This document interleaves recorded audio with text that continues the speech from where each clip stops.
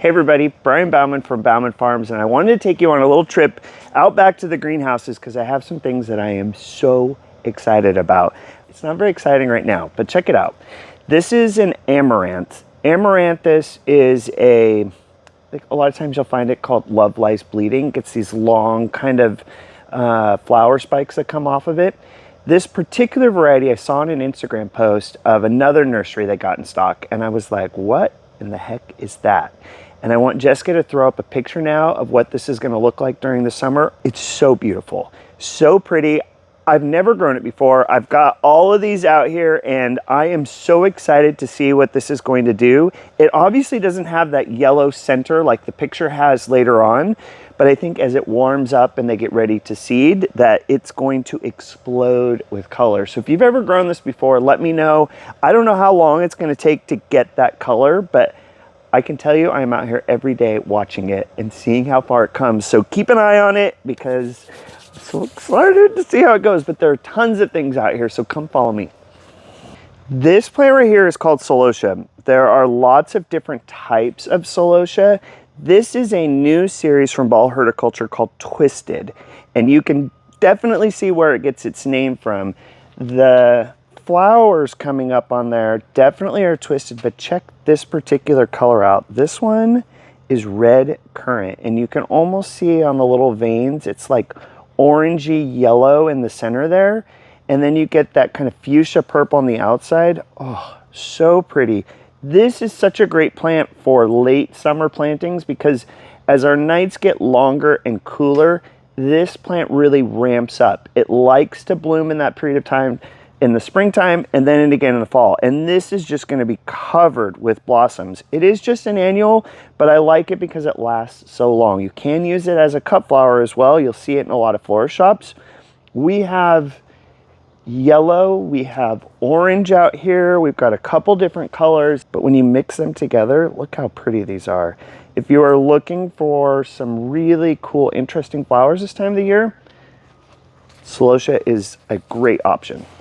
Okay, you're gonna wanna zoom in close for this. Check out that flower.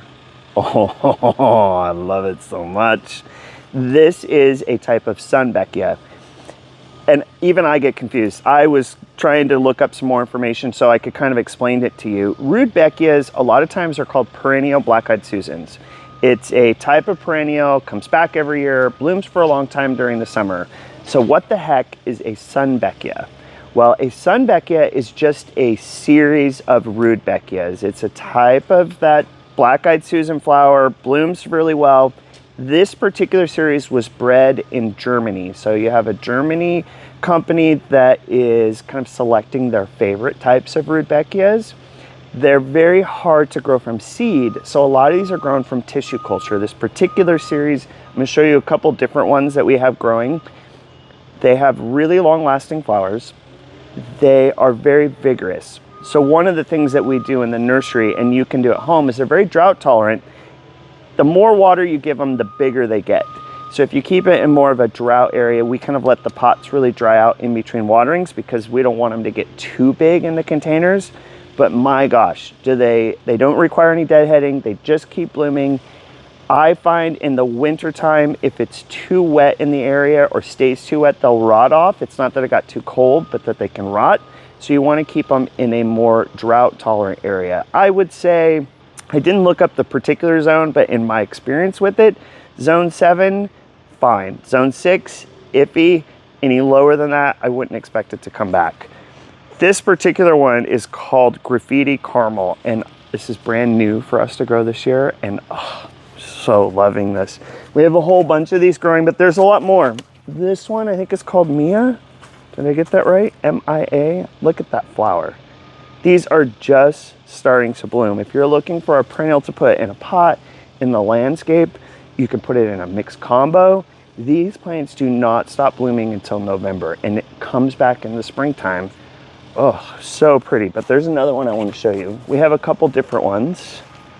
If you are looking for a sunny, beautiful blossom, this one is called Oilia. Oh, that kind of green center to it with the bright yellow flowers. It blooms nonstop. You'll also see as the flowers age, I don't get a lot of browning on them. You're getting so many new flowers coming up. The petals usually kind of drop off. So I find a lot of time with yellow flowers, you'll get brown tips on them. They just don't look good after a while. This one keeps going. So Sunseeker's a great summer perennial. So pretty right now, but there's so many more cool things out here. These flowers are phenomenal. But it's the middle of the afternoon. Jessica and me are in like full on sweat mode right now. And the bees are out here having a great time. And I don't want to disturb them, but we're gonna snitch one of these. Because look at this. This is a hybridized, like literally the bees are flying in and out all over this. This is a hybridized digitalis. The particular series is Illumination. And the flower color is just amazing in this. This particular one in the series is called Illumination Flame. You can see it has these big giant flower spikes coming up. Works great for cut flowers as well. But all of these little ones coming up to the side are going to shoot more flowers up off of it. Really nice perennial. Again, same kind of thing we were talking about with those Sunbeckias a minute ago. You want to keep it in kind of a drought tolerant area that's not going to get like where water sits during the wintertime. That's what's going to really rot it off. Oh, so pretty. This will bloom for a long time. And there's definitely a difference. I want to show you. So this one is called Flame, but check it out. This is another one in the series. This one is Raspberry. And look in the difference in the growth habit in them. So you can see different colors, same plant, very different growth habits to the two of them. I prefer this, but maybe for a container where you want some flowers kind of spilling over the sides and stuff, the Raspberry might be your choice. We'll let the bees kind of do their thing. They are having a fantastic time in here right now. I'm really excited because these are some echinaceas. They're just coming up, just starting to bloom, and there's some new colors in here I've never grown before. So this is in the series of echinacea we call Sunseekers.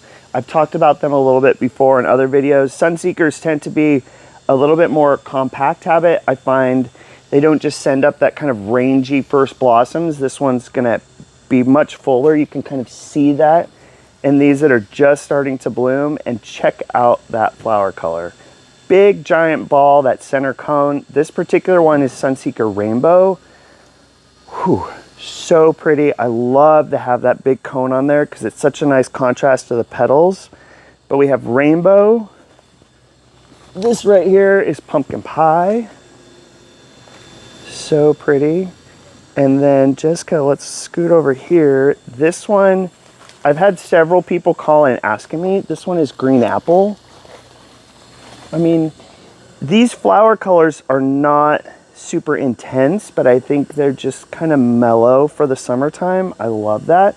We have others in the series that are going to be the bright red, bright yellow, bright orange that you're looking for, but I love this color palette. I think it's really pretty, really unique.